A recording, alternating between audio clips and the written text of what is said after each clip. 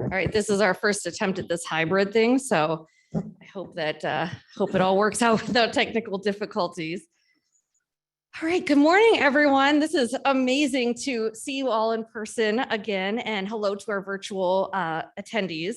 I'm Kris Hoplin. I'm the executive director here at Reach Out and Read Minnesota, and welcome on this beautiful, beautiful spring morning.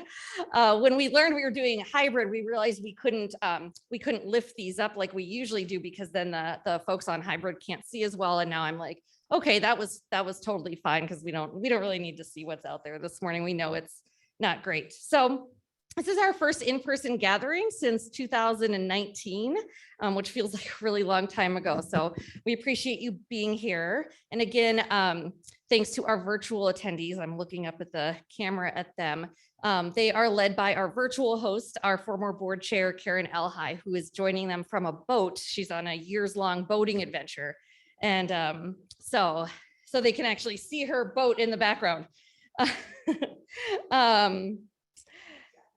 So as always, I'd like to start by offering my gratitude to a number of people and organizations this morning. So first, I'd like to thank our sponsors who make this event successful every year.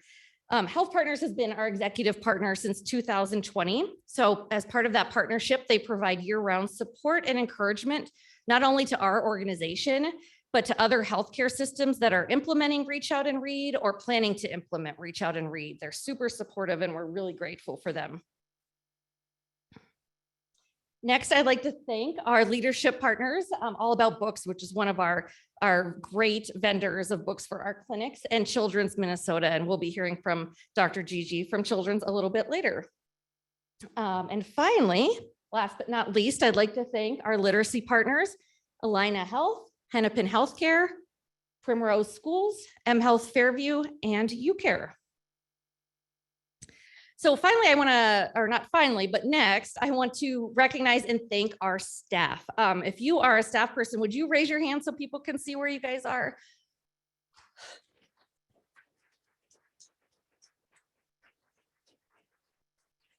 They have really made things happen over the past 2 years. When I started in 2013, it was just myself part-time and Lynn Burke, our former executive director. And now we have 6 full and part-time staff people, including 4 of them solely working on programs, are working directly with our clinics on program stuff and special initiatives. So we're really grateful. Next, I'd like to thank our board of directors who have really stepped up the past few hard years and made us come out really stronger than ever. Our board is chaired by Nick Sperling, who you'll hear from at the end of the morning. And I also want to thank our host this morning, who really agreed to commit and bring others into the fold who might not have learned about or know about our mission. So we appreciate you. So board and host, would you raise your hand?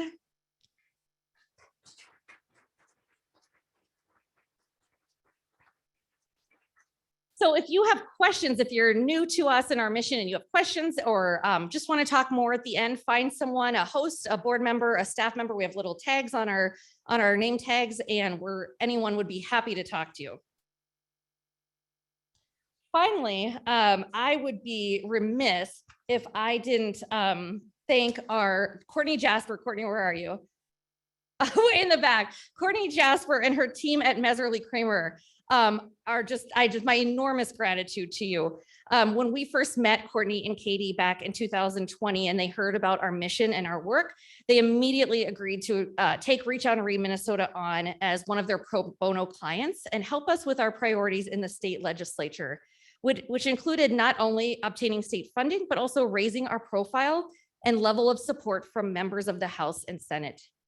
Courtney's been absolutely instrumental in helping us meet with legislators, many legislators.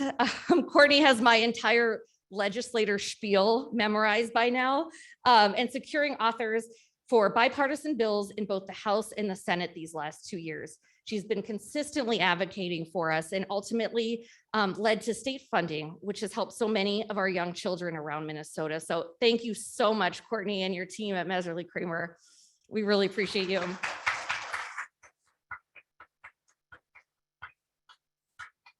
And although we didn't get the outcome we were hoping for this session, we did have a lot of strong support from our early folks that really care about and are passionate about early childhood care and literacy. And so we will continue on to year 4 of our state funding that supports our new clinics around the state.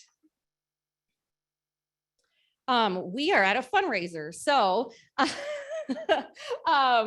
we really appreciate all of you coming to learn about our mission, hear from our keynote speaker, but we also would ask you to give if you feel so inclined. You'll see at your tables, you have a little sheet that has this, a little card that has this on here. The QR code will take you directly to our main donate page.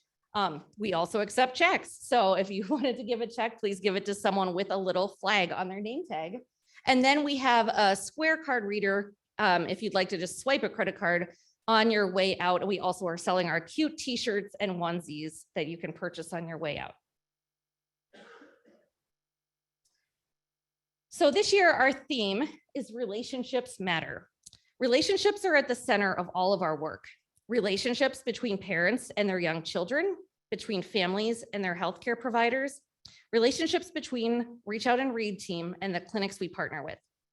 We also recognize the vital investment in relationships that is required of us to give Minnesota's young children and families a future that they deserve.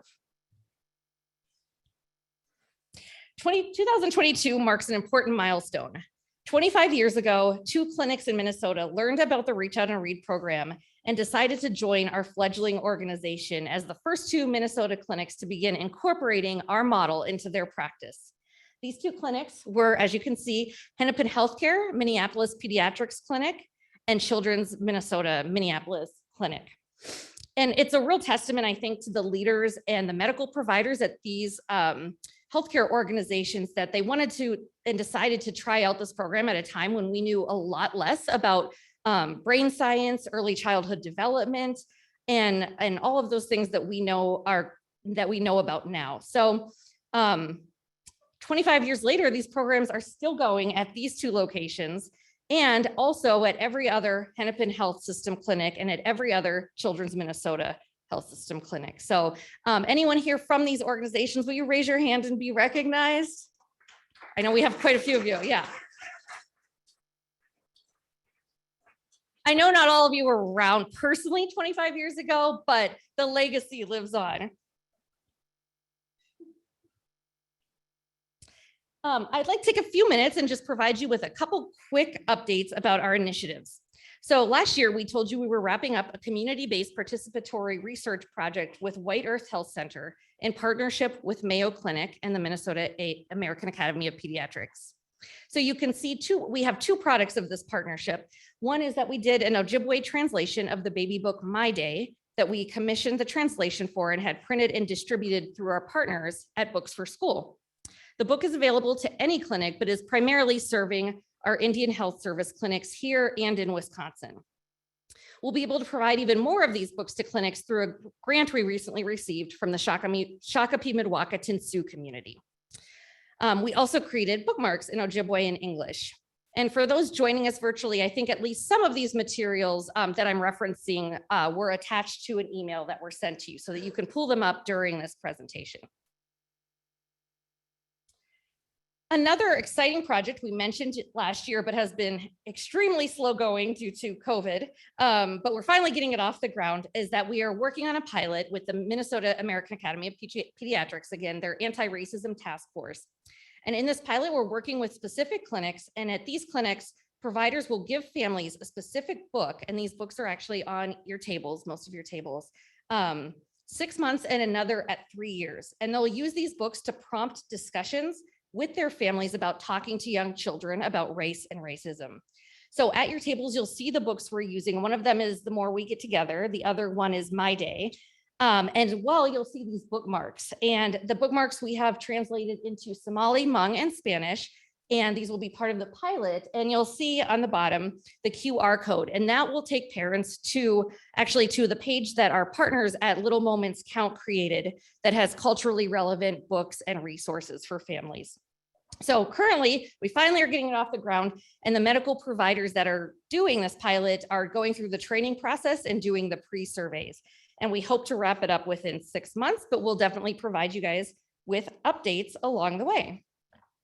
So I could go on and on about a lot of different projects we've been involved with this year, but I want to stop because we're so excited to present the inaugural Diane Loeffler Legislative Champion Award.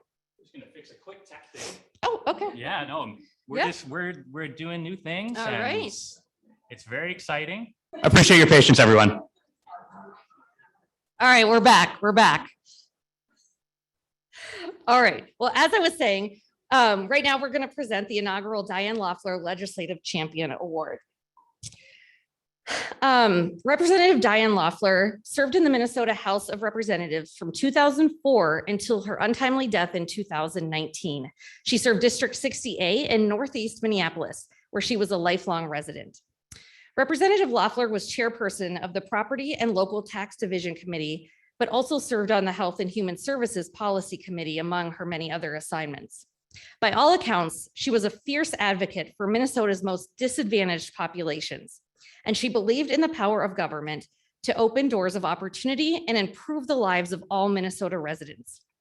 While serving in the House, she authored legislation related to healthcare, children, the elderly, property tax relief, and many, many local issues.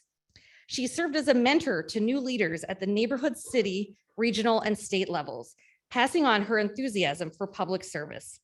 She was a lifelong learner and was considered to be a wealth of knowledge, which she willingly shared with her fellow legislators. She was also kind and generous, bringing fresh flowers from her garden each spring to share with her colleagues in the House. It is partly because of her day job as a healthcare policy analyst for Hennepin County that she understood the intersection of health equity, literacy, and public policy, and was an early and ardent supporter of Reach Out and Read Minnesota, along with her husband, Michael Venowitz, who continues to support Reach Out and Read and serve his community. So we've been working on this award with him since 2019, and today we're going to present the inaugural Diane Loeffler Legislative Champion Award to one of our great champions. So I first became acquainted with Representative Carlie Kotyza-Witthuhn when she met with our then medical director, Dr. Nate Chawla, who unfortunately wasn't able to be here today. So I'd say most of our supporters can take a while to become real champions of our program, but Representative Kotyza-Witthuhn was just absolutely in from the start. She's serving her second term as the representative for District 48A, serving the Eden Prairie community. She's the vice chair of the Commerce, Finance, and Policy Committee, but she was really instrumental in her work with us on the Early Childhood Finance and Policy Committee, which she also sits on. Both last session and this one, she immediately agreed to lead author a bill supporting Reach Out and Read Minnesota in the House, and she encouraged others to join as authors. Representative Kotyza-Witthuhn worked across the aisle in both the House and Senate to ensure we had support and made sure we had a hearing of our bill in the House in each session, an important step which led to an even greater level of recognition and support from different legislators. She truly gets and understands the need for investment in our youngest learners, partly because she has 4 children of her own, one of which you can see the head of in this picture, as she often has them on with her during these virtual hearings. She obviously has been an advocate for mothers and parents of young children to get involved in public service, which I think Representative Loeffler would have really appreciated. And somehow she still manages to engage with us all the time on social media. Representative Kotyza-Witthuhn, are you here? Yes, will you come up and accept your award?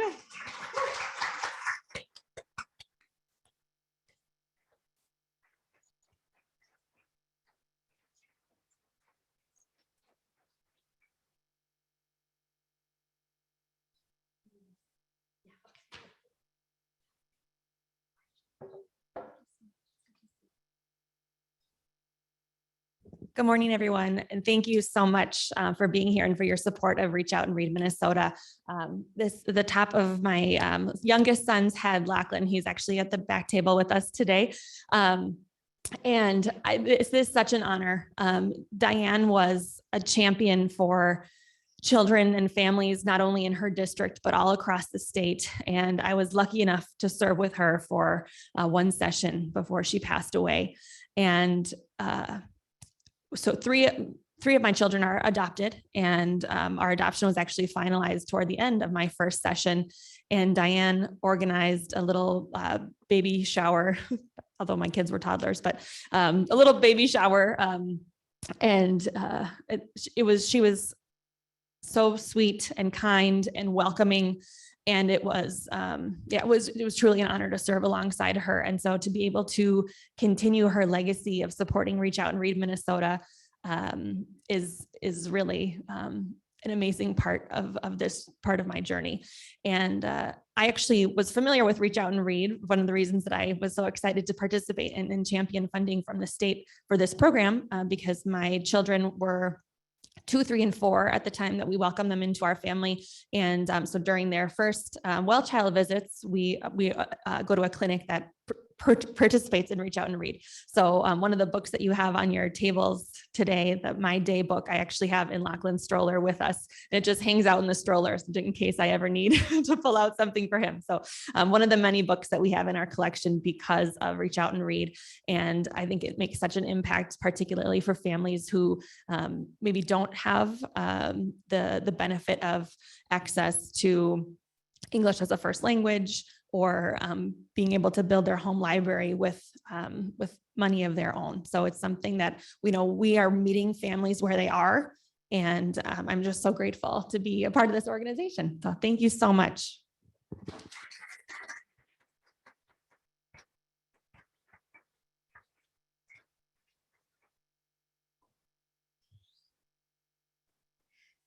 Thank you.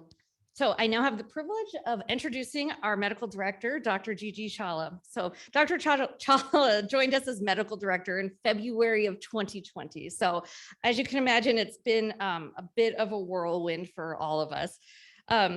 She is a pediatrician and hospitalist currently serving as Chief of General Pediatrics at Children's Minnesota. She's been involved in Reach Out and Read throughout her 18-year career at Children's, and as I noted, became our program's medical director in the spring of 2020. She has worked extensively to engage the public on issues of children's health and to integrate behavioral and developmental health into pediatric care. She's regularly called upon by the media to share her expertise, including regular appearances on WCCO and a column in Minnesota Parent Magazine. Welcome.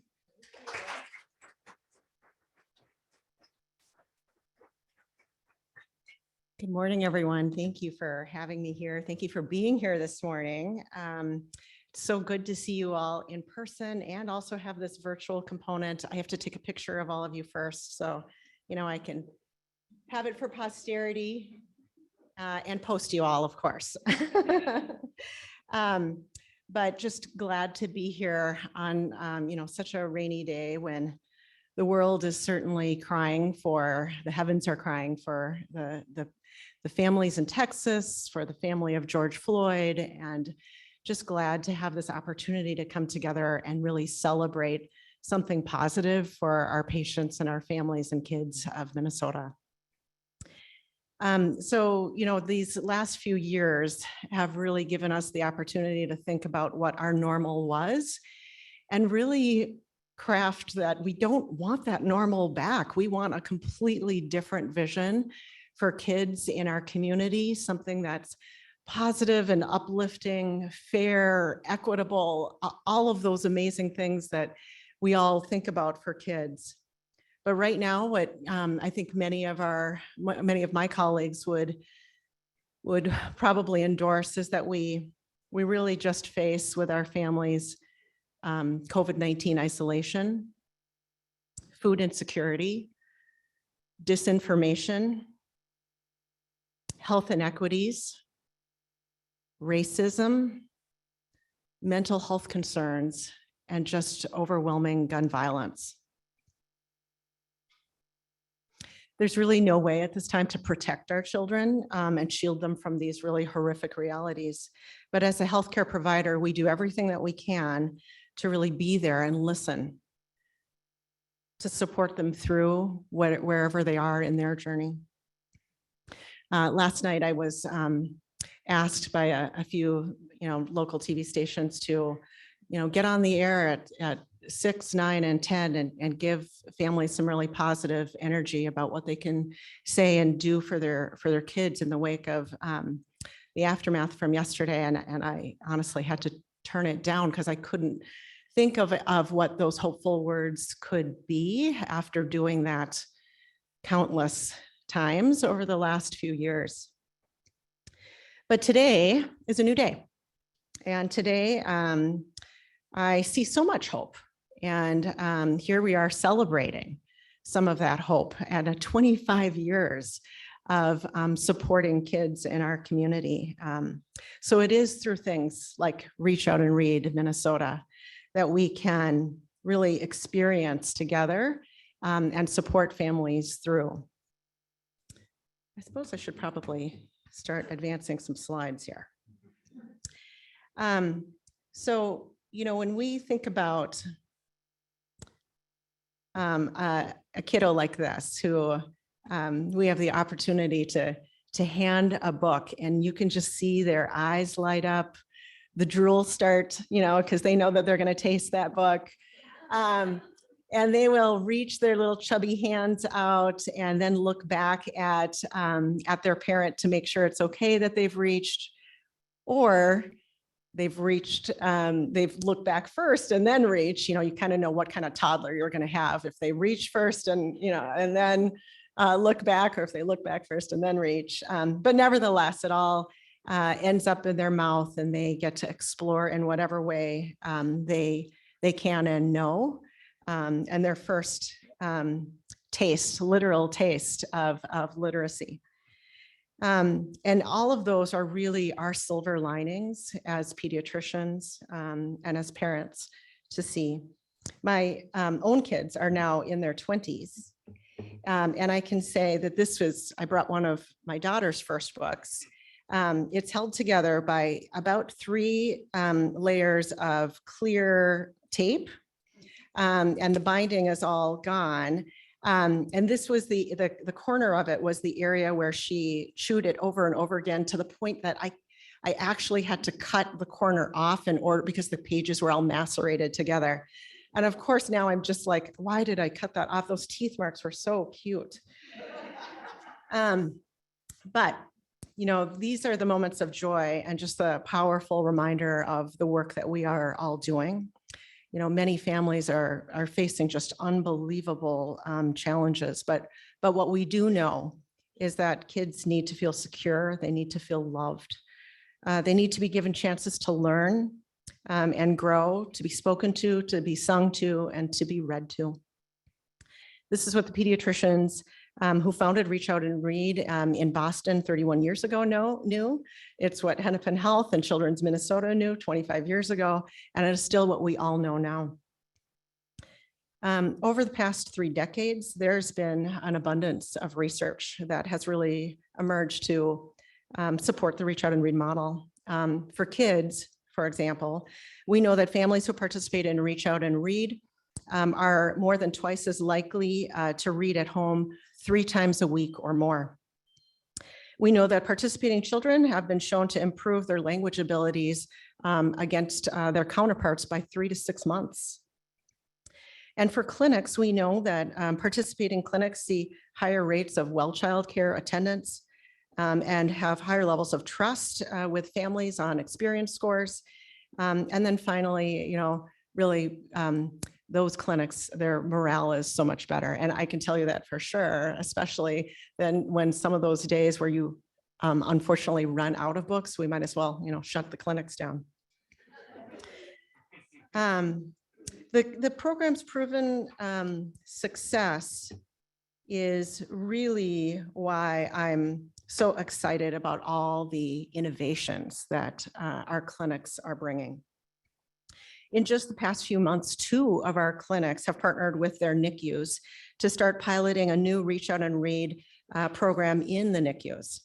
In this program, parents of children are given books in the NICUs and taught to interact and bond with their child through language-rich interactions. It has been absolutely inspiring to hear the parents and the neonatologists' first reactions to this program. And we are so excited to see how it will impact families in years to come. So congratulations to mHealth Fairview, Masonic Children's Hospital, and Hennepin Healthcare for being among the first in the nation to start this NICU Reach Out and Read program. We're really, really proud of you and proud of how you're committed to parent-infant bonding of your littlest patients.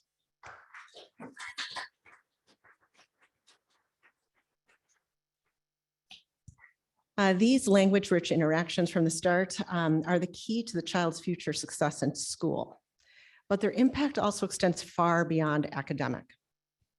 Positive childhood experiences help build brains that are more resilient and able to cope with challenges. Laying the foundation for positive childhood experiences like reading together, for example, have been correlated with significant reductions in the incidence of depression and poor mental health outcomes in adulthood. This is particularly important for us to remember in those clinic rooms when we are supporting kids who are facing issues like poverty and housing insecurity and systemic racism. For people who experience high levels of adverse childhood experiences but have only a few positive experiences, about 60% report depression or poor mental health outcomes as adults. But for people whose experiences, who have the same types of early experiences and have mitigating factors, positive experiences, that rate decreases to 20%. And so that is the difference of what Reach Out and Read focuses on. We really are working on concretely building protective factors to mitigate adverse childhood experiences and the potential downstream effects. One of our favorite sayings here at Reach Out and Read is books build better brains. And it's true.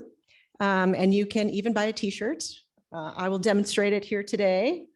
It goes with everything, as you can tell. And Liam, how much was this? $20, right? $15 for kids. The truth is, though, that a book is it's an inanimate object. And what we really mean to say is that the book is a conduit. It's a conduit for the interactions and loving relationships between parents and their young children. These moments that happen around a book, the stimulation, the snuggles, the sense of security, relationship building, those are what build a child's brain, preparing them for a healthier and happier future. And that is what Liam and the rest of our board is going to try to put on these next generation of t-shirts.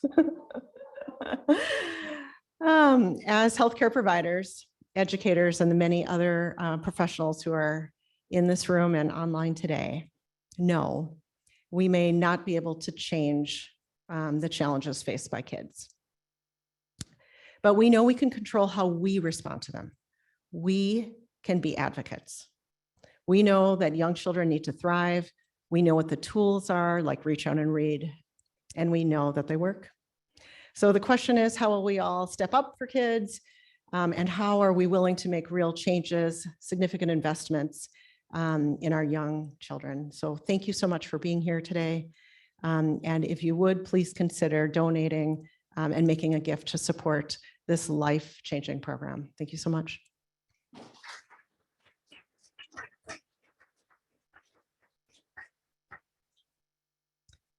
And I now have the great honor of presenting our third annual Gerald Gilchrist Medical Champion Award. Dr. Gilchrist, the award's namesake, unfortunately passed away last month. The Reach Out and Read program and the broader Minnesota medical community were profoundly privileged to count Dr. Gilchrist as both a leader and a friend. In his 30-year career as a pediatric hematologist oncologist at Mayo, he touched countless lives. And as a founding board member of Reach Out and Read Minnesota, he provided our organization with the leadership and vision that helped it become the wide-reaching program across the state that we are all here today to support. The award was created to celebrate Dr. Gilchrist's passion for supporting the health, literacy, and development of children. It is awarded to a Reach Out and Read Minnesota provider, one of our 2,500 doctors and nurse practitioners in the state who demonstrate the passion and commitment to this program, as well as an exemplary personal and professional medical leadership. This year, I am excited to announce that our winner is Dr. Sarah Israelson. Dr. Israelson is a family practice physician at Lakewood Health System in Staples and Motley, Minnesota. She is passionate about getting high quality children's literature into the hands of her littlest patients and in giving the best supportive guidance to her parents and their caregivers. As you can see from her patients and her families, they are deeply appreciative of her thoughtful and compassionate care. Please join me in congratulating Dr. Sarah Israelson.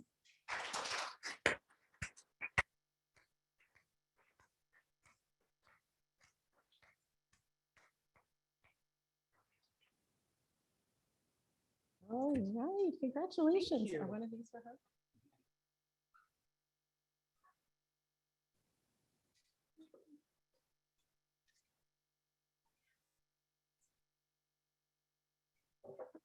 Well, I am speechless, which is very unusual for me. When I got this notification, I was actually driving up to our cabin in Bemidji, and it came out of the blue from one of my partner's wives who is in charge of ordering our books. And it was totally, like I said, out of the blue. The context made no sense to me. I'm not sure what she's saying because I hadn't opened my emails for a couple of days. And so I am honored, humbled, and there's no I in team, right? We at Lakewood take this honor so deeply. So I appreciate the Gilchrist family. I'm so sad that I'm not able to meet Dr. Gilchrist. He sounded wonderful in his obituary and just a human being that would have been my kind of guy. A little bit about our health system. We are an independent health system. We are in Staples, which is a town of 3,000. We do about 400 deliveries a year, which is astounding.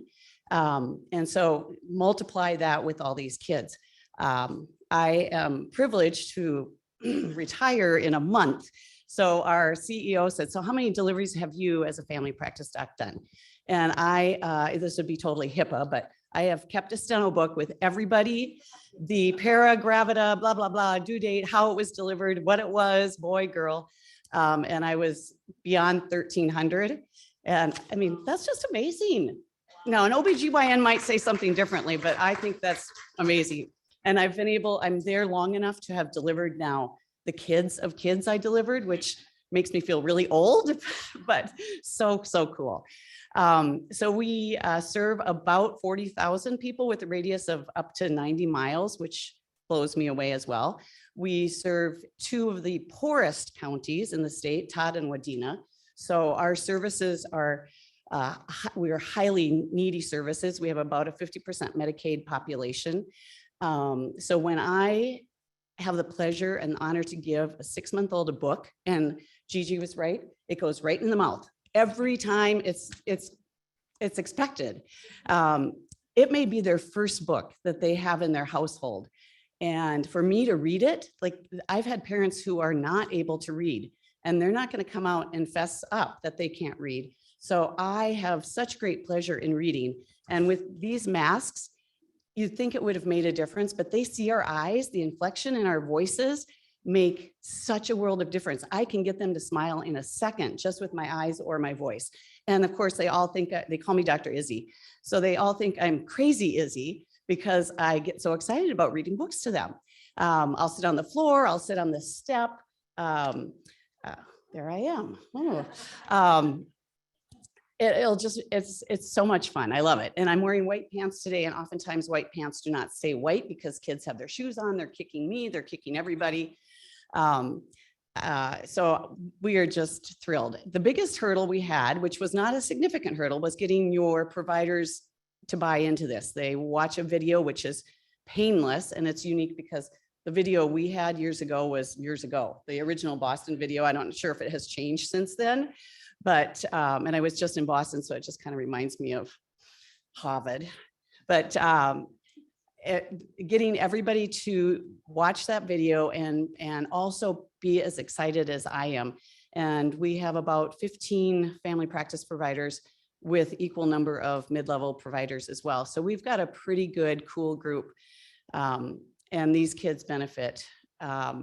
Last year, I think we had about 3,400 well child visits, and I think 86% of our visits, a book was given. I myself, I grew up in a family with an English teacher and a social worker. My parents read voraciously. My dad had 4 books going at once. We had, our bedtime was maybe 9, but you got a half an hour to read. So then you could stay up until 9:30, but you had to be reading in that half hour. So I started early, and I try to encourage my patients to do that. Even if they're, reading, if they're in the kitchen cooking, I say, babble the cookbook. They don't know what you're saying, but just read your cookbook, your recipe out loud. Dad, you're in the bathroom with outdoor, news, the sporting stuff, or hunting and fishing. And the bathroom is never private once you have toddlers, right? Their hands are under the door, they're, flying in. So I said, read your outdoor news and just make it fun. They don't care what you're saying, but they see that you're reading and they're going to want to read. I just, once again, there's no I in this team. Our whole group has made this a success, and I can't thank you enough. We are honored.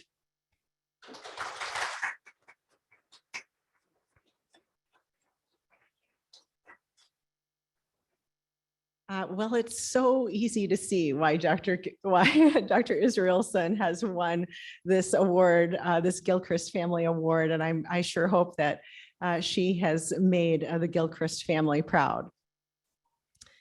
So thank you, Dr. Israelson.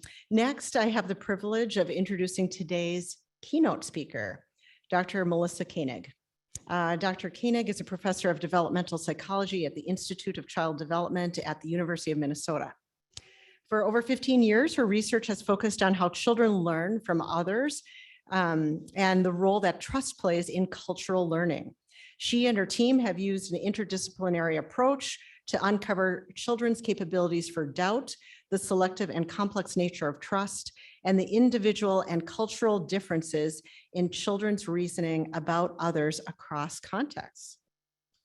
As she is the first in her family to go to college, she has made mentoring and engagement a priority throughout her career. She currently serves as the chair of the Engagement and Outreach Committee at the Institute of Child Development, and also helps lead the Young Scientists Initiative, an outreach program that aims to promote positive STEM identities through opportunities to design and conduct primary research in underrepresented minority middle school students. Please help me in joining and welcoming Dr. Melissa Koenig.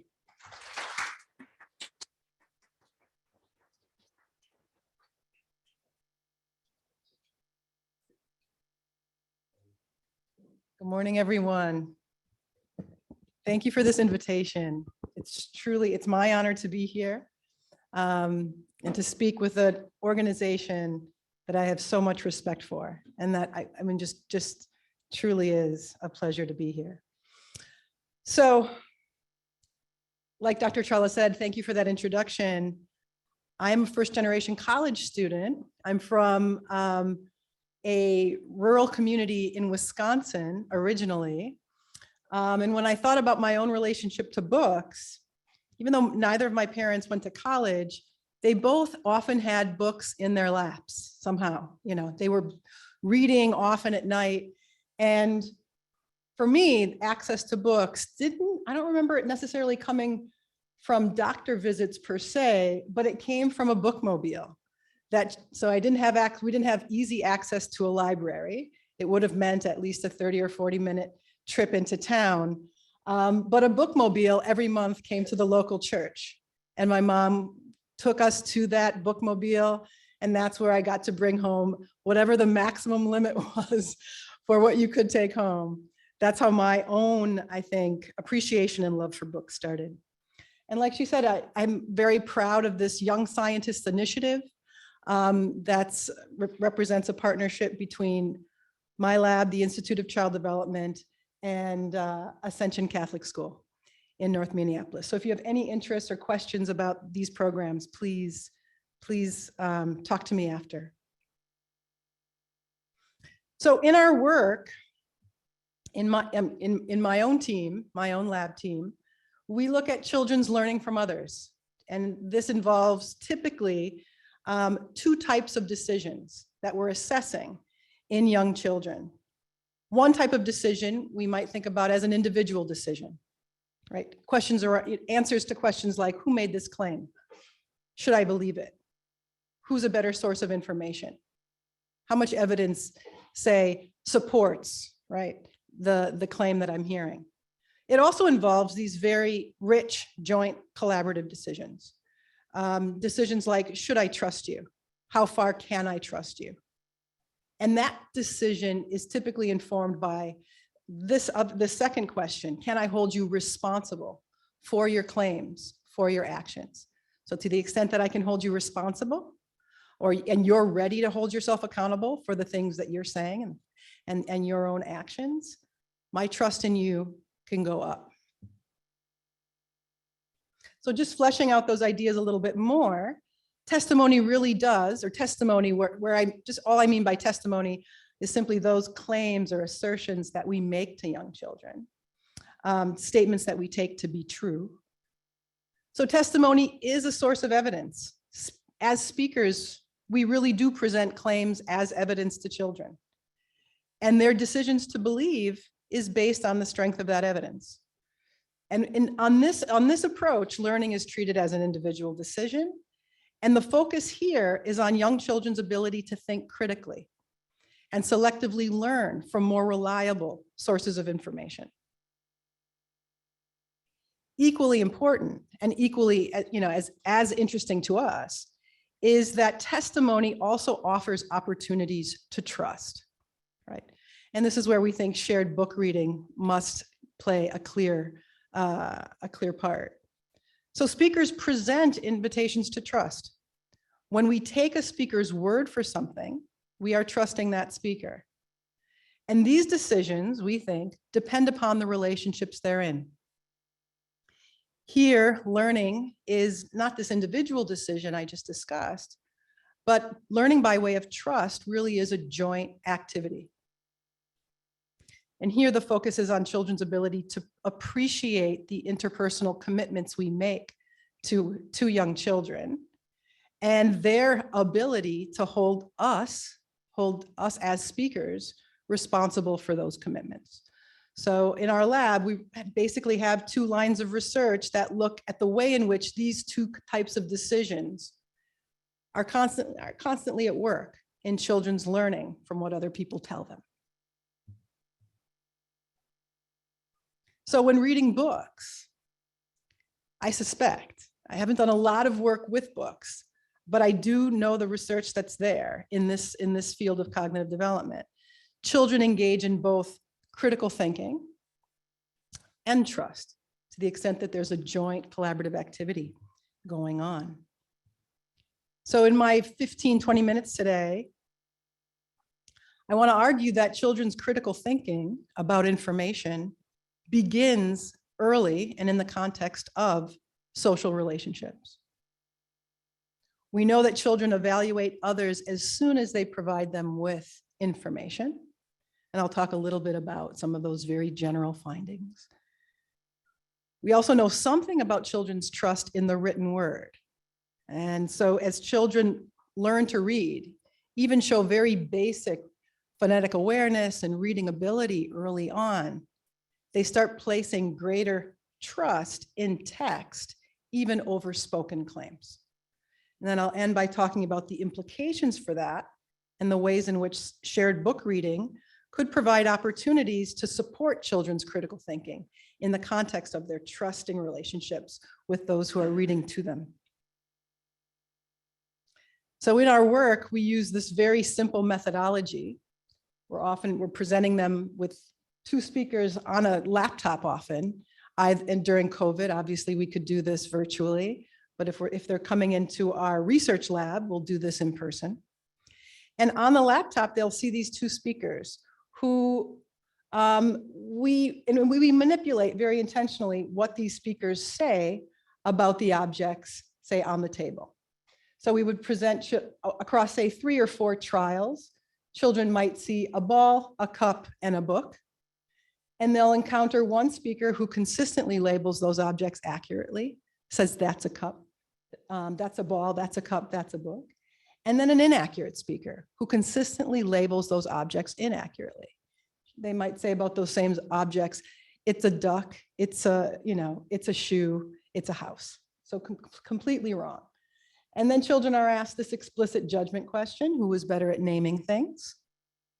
And we, record their accuracy at that question. That's really just a check of how much they're attending to that history phase. And then at the test phase, we're showing them objects or animals that we presume they've never seen before, that are novel to them. This is an exotic animal known as a pangolin. But with the young kids we work with, we don't think they've probably encountered them before. And these same 2 speakers offer novel labels for those objects. So the speaker on the left might say, that's a blicket.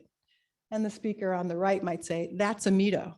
And then children are asked to endorse one of those claims. What do you think? Is it a blicket or a meadow? And what we find consistently, we can use a procedure like this with 2-year-olds, 3-year-olds, and 4-year-olds. Those children who were paying attention and can tell you who was better at naming things are also selectively endorsing the more accurate informant, the more reliable informant. And then in many, many studies since, we keep manipulating what those characteristics of the speakers are. We've moved on from accuracy. We present them with people who provide more or less complete explanations, people who, people who are more confident or less confident about what they say, and on and on and on. So that's the basic paradigm. And across many studies for the last, say, 15, 20 years, we're finding that children care very much about the truth or accuracy of the information they receive. So across a range of languages, cultural communities, age groups, when you use a procedure like that, you find that children prefer more accurate, more competent, expert, and knowledgeable speakers. They prefer them over the less accurate, the less knowledgeable, the less competent. We found that they also prefer speakers who show signs of good intentions towards them, people who show signs of warmth, prosociality, kindness, and fairness, and that these preferred sources influence a range of early judgments, not just this simple learning task, but also imitation, memory, information seeking. So who they direct their question towards also is targeting that more accurate or more reliable source, and their social inferences. So in addition to tracking who's more or less accurate, for example, we found that children also monitor a speaker's access to information, and they trust those whose errors can be explained by limits in access. So even infants evaluate a speaker's false claims in terms of that speaker's access to information. So in an original study I did in graduate school with 16-month-old infants, when we presented them with a speaker who had full access to the objects they were naming and naming them falsely, infants were very surprised. They took their attention from the objects and they moved them over to the speaker, as if to say, what is going on here? At 16 months, why are you looking at this ball and calling it a cup? So the infants pivot, they take their attention to the speaker, and they also make these attempts to correct the speaker. So if they see the ball and it's being called a cup, they might attempt to say, ball, that's a ball. And so that's the protest you see very early on. So the implication here for us is that children have a stake not merely in whether the testimony they hear is true, but in whether a speaker is speaking from good informational conditions. So they're not just passively even assessing whether a statement is true or a statement is false. They're evaluating the situation that the speaker is in to see whether or not they can speak from knowledge, speak from good information. Children also trust speakers who profess their ignorance. and they mistrust those who are inaccurate, like I said.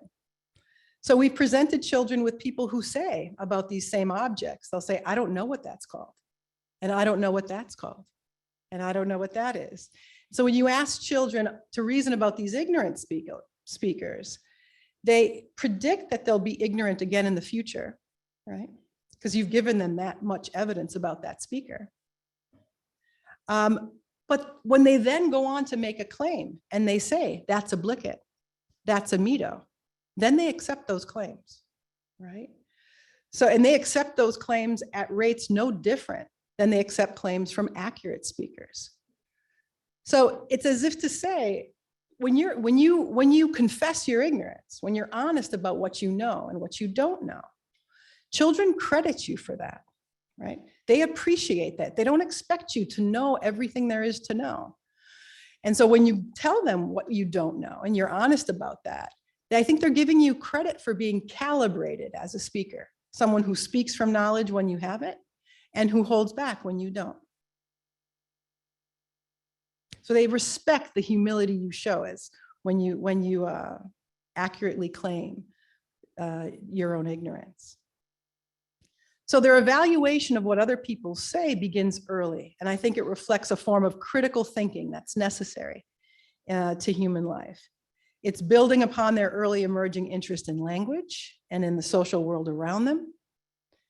That reasoning about human speakers appears spontaneously. You don't have to tell them to track the truth of what they hear. They do that as part of the language process, the language learning process they're engaged in. There is a positive negative asymmetry here. I could talk more about that later. It simply means that negative information against a speaker counts more than perhaps equal amounts of positive claims or accurate claims. This unreliable source information is retained over time. So if you came into the lab and you're 3 or 4 years old and we presented you with speakers who were differentially accurate and we brought you back a week later, we wouldn't need to remind you. You would remember. This is the inaccurate source. This is the accurate source. So extensive evidence of unreliability is not required. They're making these inferences after 3 or 4 pieces of evidence about the speakers. And I think their ability to do this reflects their robust interest in understanding the reason for a speaker's error, right? So I think they're less interested in the stock of truths people might be able to acquire, retain, and report on. They're interested in whether or not you're showing your capacity to figure things out for yourself. We've got, in my collaborations with postdocs and colleagues in Israel, Brazil, and China, we're looking at various sources of cultural variation in this work. And we found that in a predominantly white, middle-class US sample, children from highly authoritarian homes with parents who report authoritarian values, those children are more vigilant against error than those from lower authoritarian homes. In a Brazilian sample, children from lower SES backgrounds were more vigilant against error than children from middle-class homes. And in a Chinese sample, children were more likely to endorse independent thinking as a way to arrive at good moral judgments than US children were. These are just some of the findings from our cross-cultural research. Happy to talk to you more about that if you're interested. So moving on to the written word, which I think might be of interest to a group like this. So now that I've shared this basic methodology we use, Shiri Ainov and her colleagues presented children with a variation on that methodology, presented them with 2 speakers, one who's just made an oral report, that's a DAX, and the other speaker read a caption, read the text, and said, this word says DAX, okay? So imagine that over trials, you have one speaker showing you that she's going to always report directly from her own knowledge, and the other speaker is always going to read from a piece of text. Pre-readers with no real reading ability yet had no preference between these 2 speakers. They were equally as good. But children with basic reading skills treated the speaker who read the caption as a more reliable source than the person who spoke directly from her own knowledge, which is interesting. In a similar kind of, in another paradigm, children were presented with what we call these hybrid animals. So you can see on the top, you have a creature that has features of both a rabbit and a squirrel. And on the right, you have a creature that has the features of both a dog and a cat, if you'll work with us on that. And children are asked to classify these animals, knowing they can go either way.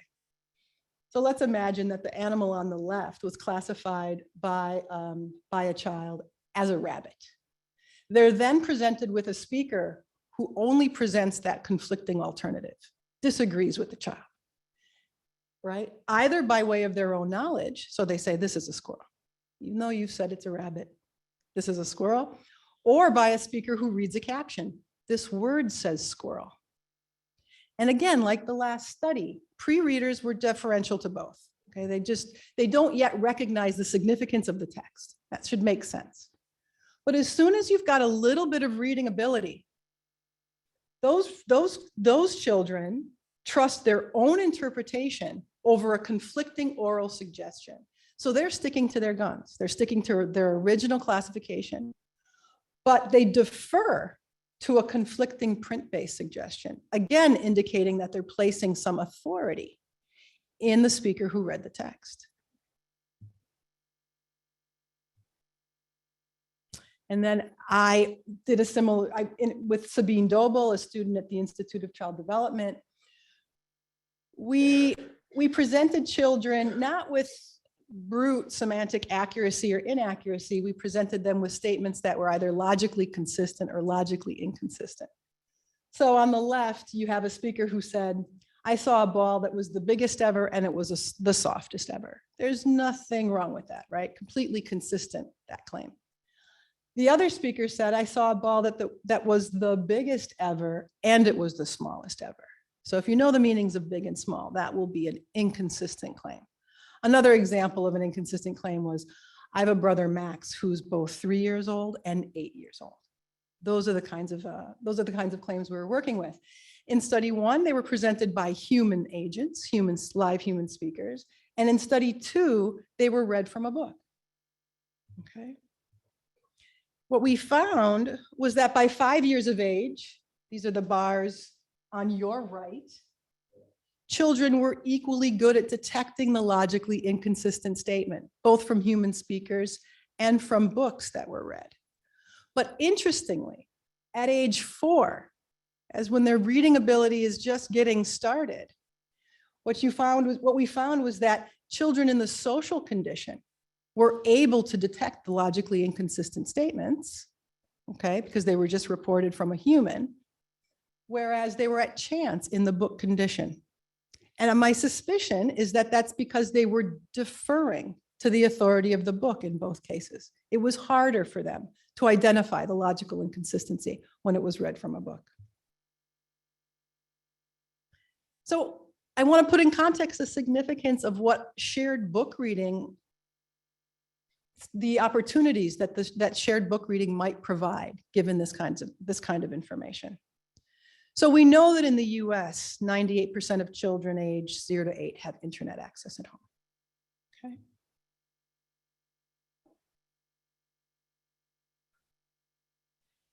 And if you look at this is thanks to Pew Research, among US parents of a child age 11 or younger, whoever uses the internet or interacts with a voice-activated assistant, these are the percentage of children who say they use it to do these various things. Young children are using it to play music, but by, say, age 5 and up, you see in this second row that a majority of children are using these sources to get information. Okay. So this access to the internet, especially as children become readers and capable of reading it, provides great opportunities for learning. The internet and its technologies are allowing children unprecedented access to information they couldn't have obtained otherwise. But it's also true that that comes with certain vulnerabilities, right? We know that as children gain access to the internet, and we know that they're trusting the written word that it provides, they are becoming vulnerable to misinformation, just like we are. Even at age 10, we know that children have difficulty recognizing obvious signs of semantic misinformation on the internet. They can tell if things have been grossly misspelled, but other things are very hard for them to detect. Real exaggeration or just brute falsehoods.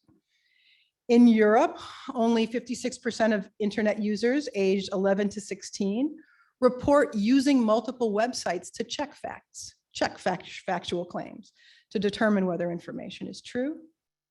And we also know that middle school and high school students rarely report attending to source information when considering online content. So these are some of the vulnerabilities that children face as they become readers, moving from books to our internet sources.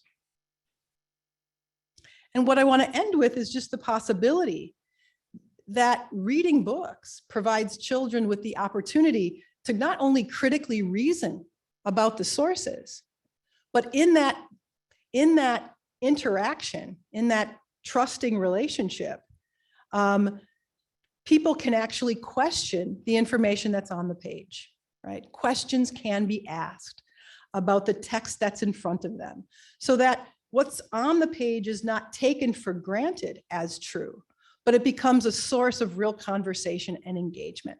So one antidote to just deferentially trusting whatever's written in front of you might be in these shared book reading contexts, where we know they're critically thinking about the humans that are there, right? Who can then also pose questions about the written words that are on the pages. And that's where I'll stop. Thanks so much.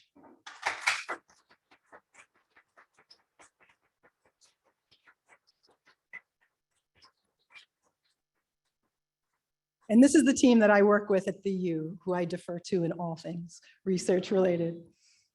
Okay. So I don't know if you typically take questions or if we just move on to the next thing. Okay, thanks everyone.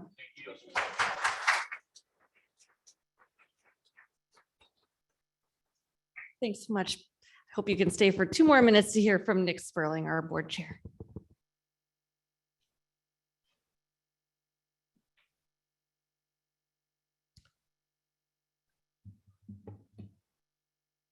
Hi, everyone. I'm Nick Sperling, board chair for Reach Out and Read Minnesota. What an excellent program we've had this morning. Thank you for attending. It's always very motivating to learn more about the science of early childhood development and all the unseen mechanisms that drive our work. So thank you for coming and being witness to that. Congratulations again to our Gilchrist Award winner, Dr. Sarah Israelson. Congrats. Thank you for coming today. And also our Loeffler Award winner, Representative Carlie Kotyza-Witthuhn. So thank both of you for being such great champions for our program. Really appreciate you being in attendance to receive your awards this morning. So, you know, we're all here today for a shared purpose to support this phenomenally effective, life-changing program.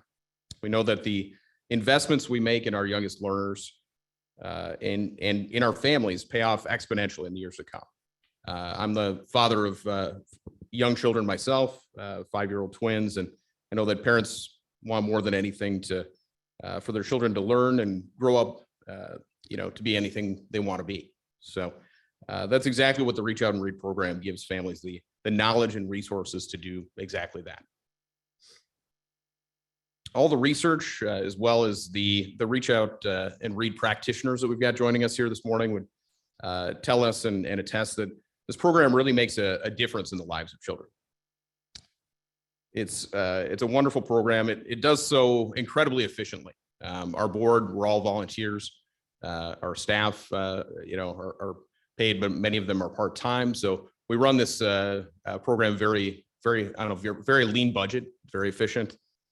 So our friend from Wisconsin, Dr. Depeche Nivzare says, buy us the books and we'll pay for a bit of training and infrastructure and support, and we'll throw in the doctors for free, which what other program can say that, right? So please consider supporting our work in whatever way you can this morning. Whether that's a donation, big or small, we'd appreciate big, a monthly gift, or even joining our Twin Cities Marathon team and raising money that way. We have a number of different ways you can give. On your table, there should be a QR code that you can scan. That'll bring you to our donation section of our website. It's also in the program on your table. You can also pay with a credit card at the table where you checked in, where we also have T-shirts for sale. And then, we always accept a check made out to Reach Out and Read Minnesota as well. So thank you again for joining us today, for supporting this program, and for prioritizing children's futures. With your support, we can do very much for Minnesota's youngest learners, and we plan to do just that. So have a lovely day, everyone. Thank you very much.